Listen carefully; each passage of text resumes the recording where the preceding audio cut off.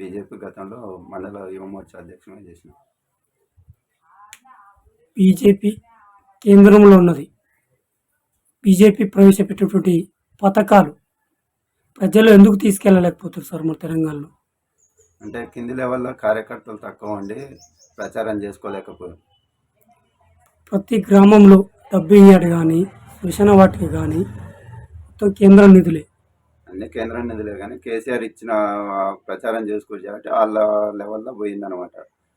మోడీ గారు ఇచ్చిన హామీలు ఇక్కడ అమలు కాలేమన్నమాట. అంటే ప్రచారం చేసుకోలేకపోయినాం అన్నట్టు. కార్యకర్తలు తక్కువ ఉండి అట్లా ప్రచారం చేసుకోలేకపోయినాం అన్నట్టు.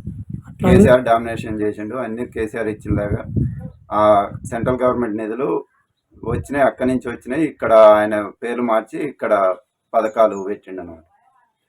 అట్లాగనే ఆయుష్మాన్ భవ మంచి ప్రజల స్పందన ఏ విధంగా ఉంది?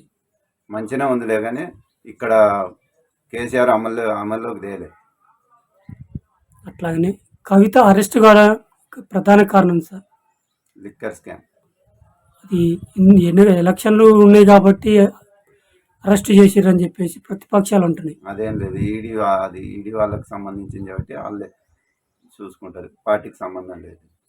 ఇప్పుడు రానున్న ఎంపీ ఎలక్షన్లలో బీజేపీ ఏ విధంగా ముందుకెళ్తుంది సార్?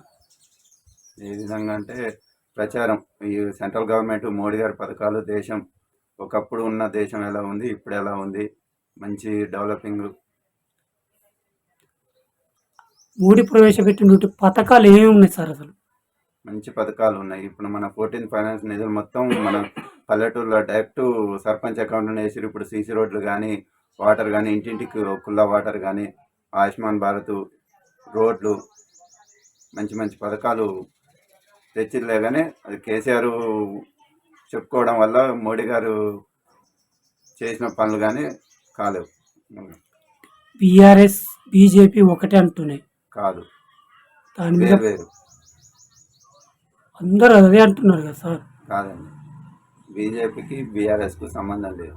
బీజేపీ ఎంతసేపునే ఇండివిజువల్గానే. మన తెలంగాణ రాష్ట్రంలో బండి సంజయ్ని అధ్యక్ష పదవి నుంచి ఎందుకు తీసేశారు సార్?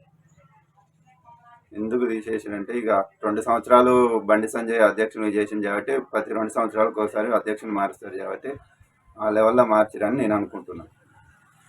బండి సంజయ్ మారడం వల్ల చాలా మైనస్ అయింది. బండి సంజయ్ ఉన్నప్పుడు మన తెలంగాణ రాష్ట్రంలో ఒక విధమైనటువంటి మంచి స్పందన ఉంది, అంటే ఇప్పుడు ఉండలేదు. దానికి గల కారణం ఏంటి సార్? ఇప్పుడు లేదు. బండి సంజయ్ ఉన్నప్పుడు మంచి ఊపు ఉంది. ఎంపీ ఎన్నికల్లో 4 గెలిచారు, ఎమ్మెల్యే ఉన్నారు. మంచి అధ్యక్షుడు వచ్చినాకనే పార్టీ కొంచెం మంచిగా పర్సంటేజ్ పెరిగింది, ఓట్ల శాతం పెరిగింది. డేరింగ్ డాష్ ఒపీనియన్ చెప్పడం పార్టీని మంచి పొజిషన్లో తెచ్చిండు.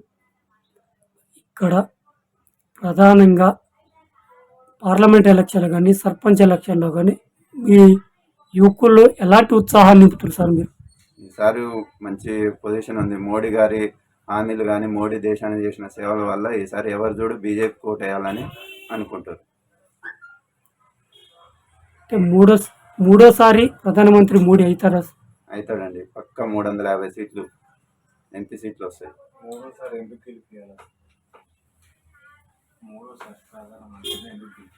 మూడోసారి ఎందుకు గెలిపించాలంటే దేశం ఇప్పుడు నెంబర్ 1 ఆర్థిక వ్యవస్థలో నెంబర్ 3వ పొజిషన్లో ఉంటుంది దేశం. ప్రపంచ దేశంలో ఇప్పుడు మన భారతదేశాన్నే చూస్తుంది అనమాట.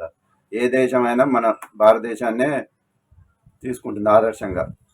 ఇప్పుడు 50 ఏళ్ళ నుంచి లేని రామ మందిరం ఇప్పుడు కట్టి మళ్ళీ ప్రధానమంత్రి కావాలని చెప్పేసి మోడీ దీన్ని ముందుకు తీసుకొచ్చిందని చెప్పేసి ప్రతిపక్షాలు అంటున్నాయి. దీని మీద ప్రజల స్పందన లేదండి, ఇది ఎప్పటి నుంచో ఉన్నది. 1992-90 నుంచే దాని అయోధ్య వాళ్ళ బాబ్రీ మసీద్ కూలగొట్టి దాని గురించే చాలా మంది చచ్చిపోయారు. అది ఫుల్ మెజార్టీ ఉంది. 2019లో ఫుల్ మెజార్టీ ఉంది కాబట్టి మంచిగా రామ మందిరం కట్టిరు.